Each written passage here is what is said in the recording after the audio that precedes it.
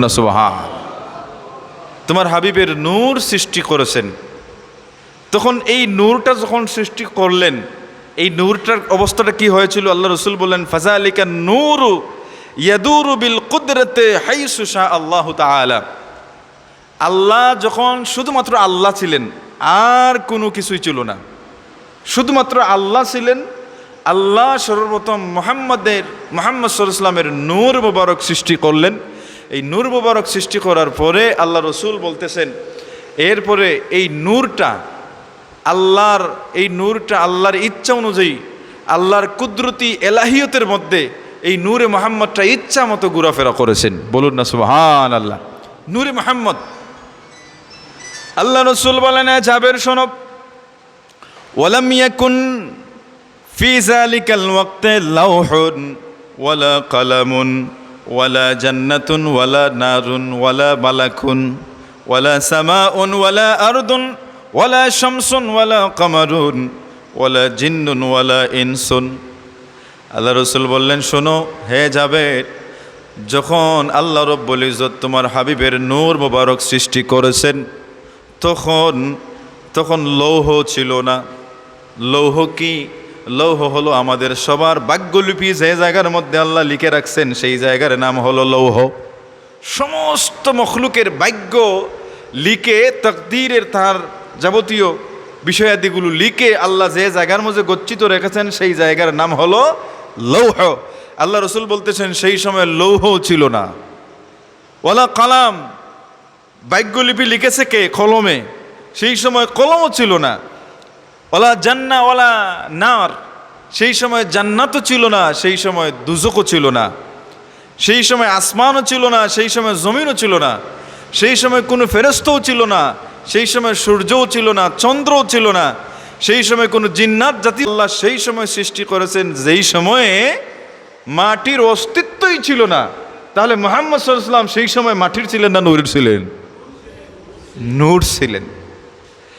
হাজিরিন কেরাম, আমার রসুল বলেন, শোনো এ জাবের শোনো, ফালাম্মা আরাদাল্লাহু আন ইয়াখলুকাল খালকা, যখন আল্লাহ রব্বুল ইজ্জত তামাম জগৎ সৃষ্টি করার ইচ্ছা করলেন, কাসামা যালিকান নূরু আরবাআতা আজজাইন, তখন আল্লাহ রব্বুল ইজ্জত নূরে মুহাম্মদ সাল্লাল্লাহু আলাইহি সাল্লামকে 4টি ভাগে ভাগ করলেন। যখন আল্লাহ জগৎ সৃষ্টি করার ইচ্ছা করলেন, তখন ওই নূরে মুহাম্মদ সাল্লাল্লাহু আলাইহি সাল্লামকে 4 ভাগে ভাগ করলেন। ভাগ করে প্রথম ভাগ দ্বারা আল্লাহ তৈরি করলেন কালামা। নূরে মুহাম্মদরে 4 ভাগে ভাগ করে প্রথম ভাগ দ্বারা আল্লাহ তৈরি করলেন কলম, কারণ কলম লিখতে হবে ভাগ্য। এই জন্যে কোনো হাদিস শরীফে, অন্যান্য হাদিস শরীফের মধ্যে পাওয়া যায় যে সর্বপ্রথম আল্লাহ তৈরি করেছেন খালাকাল্লাহুল আউয়ালু খালাকাল্লাহু, আল্লাহ রসুল বলেছেন যে আউয়ালু খালাকাল্লাহু নূরি, আল্লাহ রব্বুল ইজ্জত সর্বপ্রথম আমার নূর সৃষ্টি করেছেন। আর অন্যত্র আছে যে আউয়ালু খালাকাল্লাহুল কালামা, আল্লাহ সর্বপ্রথম সৃষ্টি করেছেন কলম।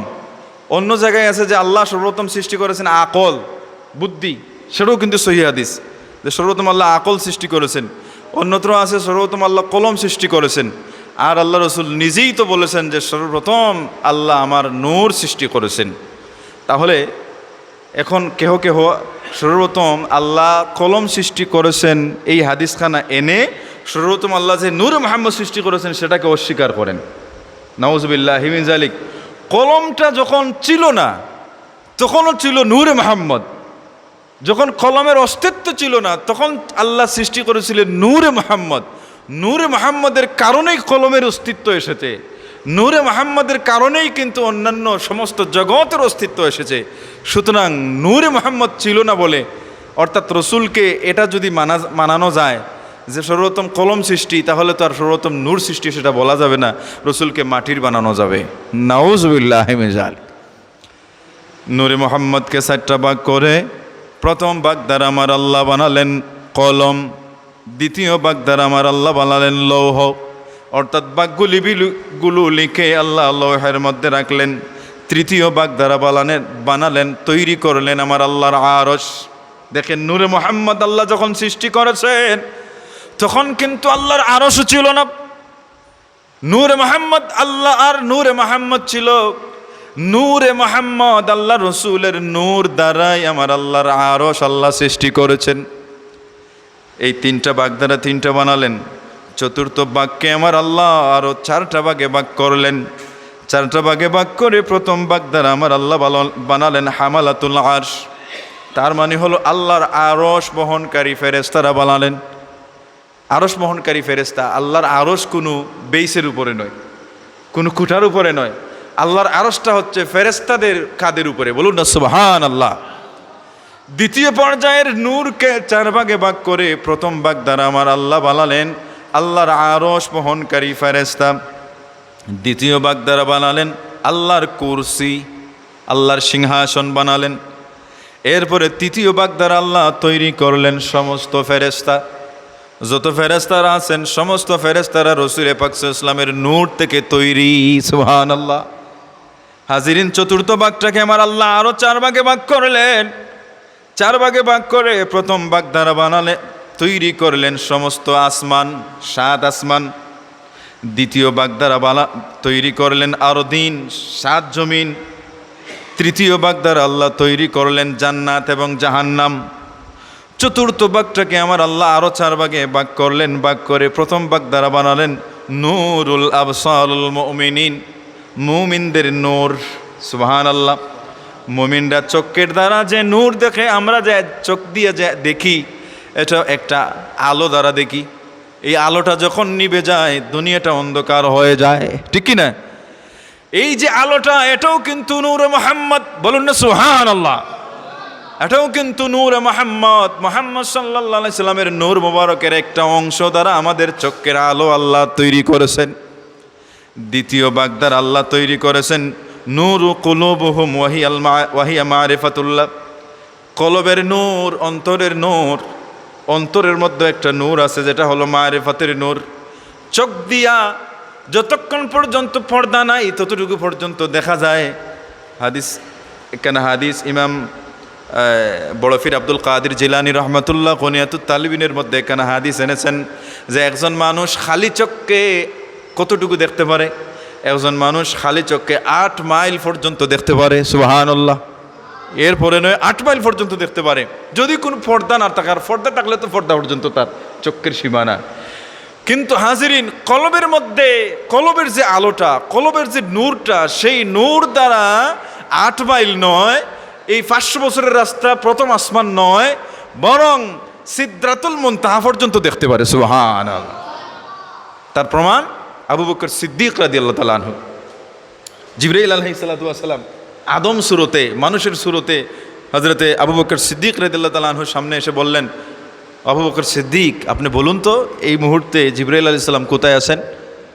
আবু বকর সিদ্দিক রাদিয়াল্লাহু তাআলা আনহু একটু চক্ষু এরকম একটু মুজলেন, আবার চাইলেন, আবার মুজলেন, আবার চাইলেন।